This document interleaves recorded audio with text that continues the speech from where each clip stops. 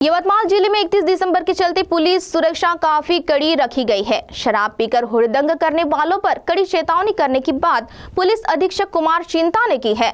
तो आइए सुनते हैं इस संदर्भ में पुलिस अधीक्षक ने नागरिकों को आह्वान करते हुए क्या कहा। नववर्ष के स्वागत को लेकर 31 दिसंबर को शहर सहित पूरे जिले में पुलिस बंदोबस्त कड़ा कर दिया गया है। कानून व्यवस्था बनाए रखने के लिए प्रमुख चौकों, चौराहों, भीड़भाड़ वाले इलाकों, होटल, ढाबों और राष्ट्रीय महामार्गों पर अतिरिक्त पुलिस बल तैनात किया जाएगा। इस दौरान पुलिस अधीक्षक स्वयं सड़कों पर उतरकर सुरक्षा व्यवस्था का जायजा लेंगे।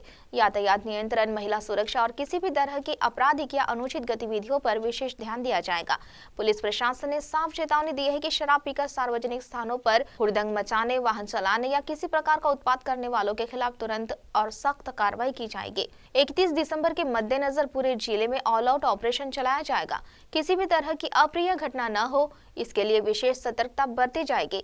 शाम करीब 7 बजे से जिले भर के सभी पुलिस अधिकारी और कर्मचारी सड़कों पर तैनात रहेंगे। पुलिस ने नागरिकों से नियमों का पालन करते हुए शांतिपूर्ण और सुरक्षित तरीके से नववर्ष मनाने की अपील की है। तो चलिए सुनते इस संदर्भ में यवतमाल के पुलिस अधीक्षक कुमार चिंटा ने क्या कहा। 31 डिसेंबरसाठी आम्ही पोलीस प्रशासनाने खूप सिरियसली घेऊन एक ॲक्टिव्ह ऑल आउट ऑपरेशन करणार आहे। त्या दिवस संध्याकाळी 7-8 वाजेपासून आणि रात्री 1-2 वाजेपर्यंत सर्व पोलीस अधिकारी आणि अंमलदार रस्त्यावर येणार आहे।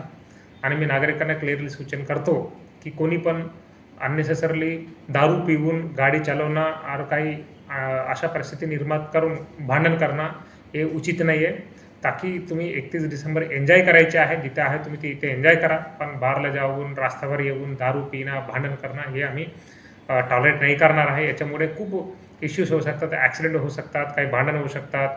त्यामुळे मी सर्व नागरिकांना विनंती करतो, तुम्ही सेफली आणि हॅपीली 31 डिसेंबर एन्जॉय करा आणि पोलीस प्रशासनाला पण मदत करा आणि तुमच्या सेफ्टीसाठी तुम्ही रूल्स फॉलो करा। थँक्यू। जय हिंद, जय महाराष्ट्र। CTV के लिए प्रतिनिधि दिलदार शेख की रिपोर्ट।